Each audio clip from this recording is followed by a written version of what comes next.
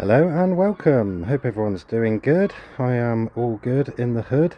You can see I've gone a bit mental with getting some plants, so without further ado, let's have a look at what we got here. So starting at this end, you won't have to hear me go on about putting two Clematis Armandii in the corner to take it up over the waterfall, because that's what will happen in the next month or so. But really nice, these evergreen. You can see they're starting to flower now nice and early, and they're quite big leaves, so it does sort of half tie in with everything. And yeah, these do stand out when you see them out and about because they really bush out and are, like I said, evergreen. So yeah, happy with them. Been wanting to get them for a long time. Happy to finally get them, and I will chuck them in the ground when the time comes.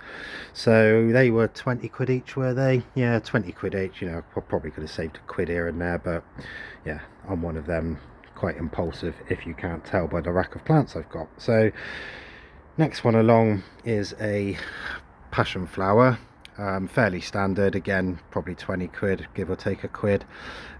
This is mainly just to placate the misses a little bit. It's actually going to go in not that pot, the further one over there around the fence post, just for now until I find something proper to go in there. But yeah, it'll look quite nice, so happy days. Next one along is the last Schefflera Taiwaniana.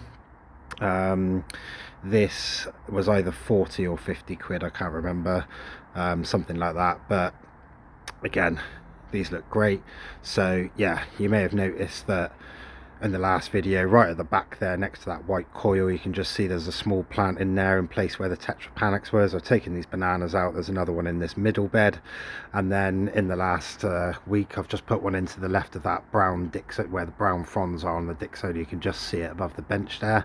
So to feng shui it all up, one's going to go in where those bananas is. It's a bit of a heavy heart taking those bananas out because they do look good, and the trouble is like they're starting to go green now, so I'm kind of like, I need to get them out of the ground, otherwise I'll just leave them in there. But yeah, that's going to be a pain to get them out. But yeah, you know, we got to do what we got to do, so it'd be good to get that one in the ground. So yeah, moving on, this is a lot more on theme, is the for the Jurassic look, is the pines. So pick these ones up, they're quite nice. This one over here on the left is a Bosnian pine. You can just see that. I think it was 16 quid. So yeah, what I might try and do, because I think a couple of them are dwarfs, but then that one on the right is actually a variation of a Scots pine, so they're not so small. So what I'll probably do is dive into the dark world of bonsai, just get the gist and the basics of it. I take it it's as simple as just whack it and keep it in a pot and just clip the ends of it off. But then, you know, that would look quite good. So for example, where that banana pup is, just to the right of this Schefflera nearest, that's the one that's collapsed. I might take that out because I don't want the roots going through the hole in the pot there, and put this one in maybe, or maybe the little Bosnian pine. And then maybe over there in front of the honeysuckle where the Nephrolepis is, maybe put one in there, and then maybe in this planter over here put one in there somewhere. So yeah, I might get another one of these Bosnian pines, they do look good. And the one I really want is a Pinus Sylvestris, which has got really long needles on it, but I can only find big specimens at the moment. They're like 80-90 quid, so I'll keep an eye out for them. Nothing urgent, but yeah, I think they'll look really good. You can see these two on the right. This one here is Pinus Pinea Silver Crest. That was 11 quid. So you can see it's got a slight sort of bluey grey to it, so that's quite nice, sets it off a little bit differently. And this one, as I said, Pinus Sylvestris Chantry Blue. I will make that mistake many times, believe me, because when I'm saying it to myself in my head when I'm walking around, it gives me a little giggle.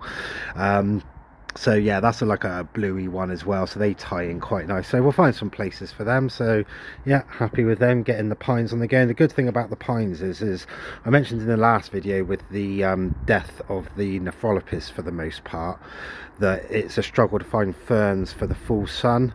Pines love full sun, so because like that bit there is sort of the walls built up, it's about a foot before you get to the flower bed, that does quite well in respect of I can put them in pots and you won't be able to see the pots. So yeah, we'll have a little play in our mind on that and go from there. So now we get into the real good stuff. I won't spoil the surprise too much, so I will change the angle a little bit. So first one here, I did say last time that I saw a 1 foot Dicksonia with the pot for 60 quid. It wasn't, you can see that at 69.99, but I went all the way there and I thought, for the sake of a tenner, that's still pretty good by my book. If you can get them cheaper than that, please do let me know. But it looks like it's in good nick. I've checked the insides, we've got lots of green down in there at the moment, wherever it's gone. So it's alive. I've let it just be out in the rain for a bit now. I think what I'll do is I'll take this one just inside just for the next few days, just to make sure that I don't kill it before I've even started with it. So the idea of this one is that where that Dicksonia is, that you can see to the left of the fascia, I want to do the same over in that corner. So we've got the tree, whatever you want to call it, the fig tree, which is obviously going to grow up, and then these 2 fascias. So I need something at that kind of lower middle height, above the ferns but below the fascias, if you like. So Dicksonia is going to fit the bill. So the Polysticum polyblepharum, the tassel fern there, right down in the corner, that's actually in its original spot, one of the first ones I put in, and it stayed where it is. So, and luckily for me, this is his time to shine. And I'm just about to rip him out the ground along with a couple either side of it. So I'll put it in there, and then what we're going to have is a bit of a bare soil situation, because obviously we're going to have the trunk of the Dicksonia and then the fig tree right next to it, which, you know, has got a big root, not a big root ball, but you know what I mean, like bare soil. So I bought another one of these Adiantum Vestunums, the Himalayan Maidenhairs.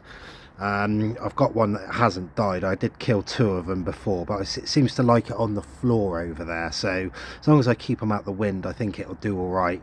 They like it wet, so the fact that the Dicksonia is going to be getting waters a lot ties in quite well, and it'll just scramble over the top of the soil. So yeah, happy with that. That will go pretty much next to the Dicksonia, in between the Dicksonia and the fig tree. So that's happy days. So next one, unbelievably, I managed to get hold of the favourite of favourites.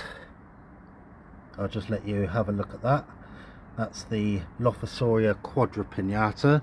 If you want to see what one of them looks like, proper job, there he is over there. So I was speaking to the guy because I was basically walked into his little tree fern hut down at Desert to Jungle, and he's got everything there. He's got like an 8 foot scarosa, looks amazing.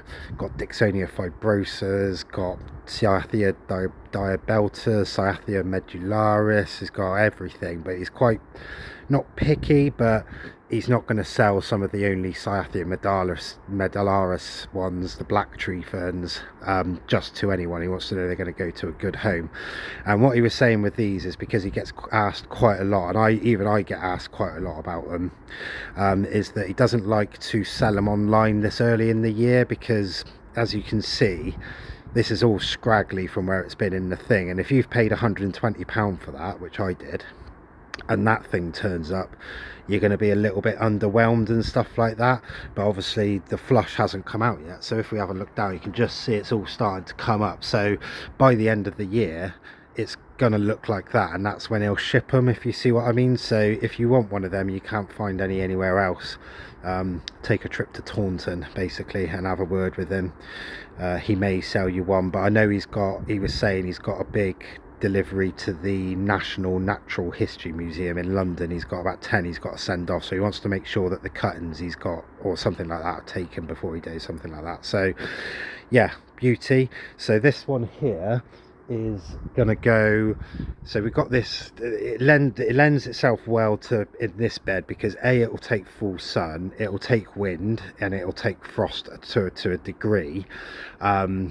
So the fact that it comes up on stalks and leans over like this one lends itself really well. So pretty much it's going to go right on the where the black rubber bit is, coming across like right dead center, and then lean over, and then between the 2 Lophosorias at the moment there's a dead Nephrolopis and then a Pinus Pinea, which I'm not amazingly attached to. So like I said, I may put in a pine in there, a little pine in a pot, just to break it up, Or my other idea actually was, because the idea of the two nephrolopuses was that we got one there to the left of that seat, or the right of it as we're looking at it, and then one over there, so it was kind of symmetrical. Now what else have we got there?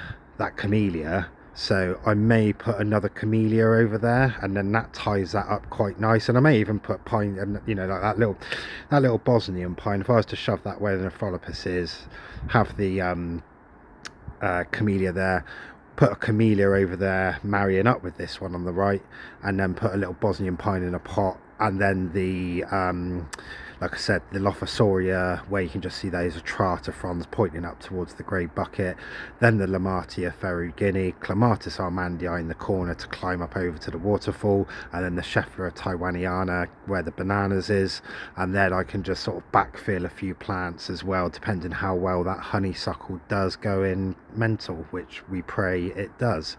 So yeah, really happy with that. But you can see already the bill is toting up. So yeah, and now what I'm really happy with, it looks fantastic, and this, I can't remember what it's called, it's something like the fishbone fern or something like that, but it's an absolute beauty. Can you see it's a mini tree fern and will actually grow a trunk, only a small one though. In a pot the fronds will stay the same size, so about 60 centimeters, but he reckons in the ground that'll go half again, so 90 centimeters. It is a Blacknum Nudem. I should have cleaned the label off. You can see it costs 60 quid. Hang on a sec, let me just, so if you want to pause that and try and read that, if you want to pause that and try and read it, if you can, then go ahead. But it's got my favorite thing about it, which is the black stipe and the lime green fronds. So it's an absolute beauty. Now the place for that is either going to be in here once I tidy all this up, or possibly over in front of the monkey puzzle, like right on the corner there, or maybe where this hibiscus is, which is a bit out of shape, that little twig that's in the middle bed. I might put it there, and then I can see this from the house. It's next to the Blechnum Chilense, which will go a bit mental, and so will the drop to its Wallichiana that's a bit tatty to the left of it. But maybe put that there, and then that hibiscus I could maybe move it over into this bed and put it at the back, and then I won't lose too much and I'll get a bit of colour in there. So yeah, the idea really is I don't really want any flowers. If it was up to me, I probably wouldn't have any flowers, but the problem I've got is there's no climbers that don't flower in one way or the other, and you know, I could fill it with ivy and fat cedera, but you know, we got to have a little bit of fun, haven't we? So the climbers are all going to flower, that's a given, and a couple of others here and there, but I kind of want to do an opposite of a cottage garden effect, which is kind of maybe more flowers autumn, winter, spring, and then in the summer not so many flowers, and it all be the lush green of the ferns, if that sort of makes sense, rather than you would normally do it the other way around, wouldn't you? You'd normally have the evergreen in the winter and then the flowers in the summer. But yeah, we'll see how we do. So yeah, I'm really happy with that. That is an absolute beauty, the form, and it's lovely. Once I, you know, chop off the dead fronds and it gets going, and that is going to look a beauty. Lophosoria, again, we can tell it's a Lophosoria because if I lift the fronds up, it's nice silver and glaucous, which does go quite well with that. So maybe, yeah, I'm thinking on my feet here. No, I wouldn't want them all like grey, if you know what I mean. So yeah, maybe the Bosnian pine there, or another camellia, which is a real dark green, and that will set off the two Lophosorias either side of it. So yeah, plenty to be getting on with, but not anytime soon. My next plan is I'm going to go round, give it a weed, and just put a mulch round with some chicken manure pellets and some fish blood and bone and compost and whatnot, and just do a big layer all the way around. In here, this is going to be, I need to make it a bit more well draining, so when I dig the bananas out, I'm basically going to dump loads of grit and gravel in it and try and do a kind of French drain effect around the giant honeysuckle. So going to do that. I've got all my stuff for me lights now, all the little fittings you need for the armoured cable. It's going to be an absolute bugger. Why didn't I think that running wires at the back of a fence when the fence is in there would be a good idea, because it's going to be tricky as hell to do that. But you know, we'll do it one way or the other. And then once I've got those lights on, I can do the top half of the trellis, so that's another thing on my list. And then out the front, I've bought 2 more water butts. I've got 3 water butts out the front. I haven't connected them up, but I just need to put them on something so that the gravity will mean that I can just open a tap, which I'm going to go well OTT with as well inside the garage, with switch with zone valves and things like that, so I can run them on timers using central heating stuff, because that's what I know. And then I need to put, I've got a pump that I took out of someone's house when I changed their boiler for a combi, a shower pump, so I'm going to rig that up to the spray irrigation for all the tree ferns and all that. Switch it all up on central heating timers, and then yeah, so I'm going to link 3 water butts out the front, have them high up, and then run it all through to this corner over here like we've seen before. I won't go over there, but you've seen all the holes coming out of the house before. And then I want to rig an outside tap up off the main, and then an outside tap up off of the off of the water butts to give me, you know, rainwater into it. So yeah, just confirming the trouble with, I haven't fixed that bit yet. You can see what it's doing. It's, so I need to stop that getting in, because that will dampen the inside, so I'll sort that out as well. Clipping all these horrible pipes down here. I don't need this one that's running through the black tubes, it's just the 2 white ones I need, and then the irrigation which will run across. So I'll clip them in nicely, and then yeah, once that's all done, still umming and ahhing about centralizing this pergola braces to these things. You can see that off center to that, so I want to sort of bump them across, but to be honest with you, I don't know if I can be asked. So yeah, we'll see how we do. I might do. We'll go from there, and I'm just on the lookout for a bit more of art stuff I can put in amongst all this lot. So once all that's done, I'll do all the planting of it. What I'll probably do is, before I'm going to change all the planting, I'll probably do one last garden tour, because that will be obviously ready for spring, and most of the frost's gone, so we can see how everything has ended up at the end of the year. And then what I've been waiting for when I first come up with the idea 2.5 years ago, it's waterfall time. So clear out that big stuff right in the back corner, get loads of blocks, get the pump, and yeah, let's have some fun. Anyway, I'm pretty happy, I'm pretty skint, so yeah, hope you're having a good one. See you next time.